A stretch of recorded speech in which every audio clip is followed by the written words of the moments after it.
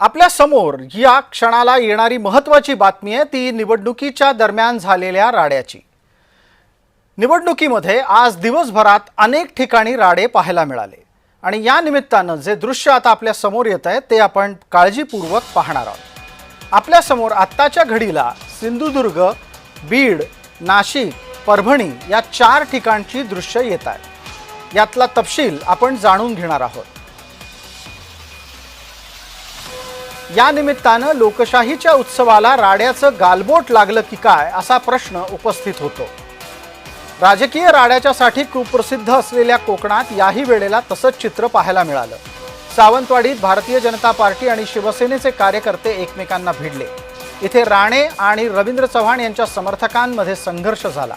भाजपाचे कार्यकर्ते पैसे वाटत असल्याचा आरोप शिवसेनेनं केला आहे।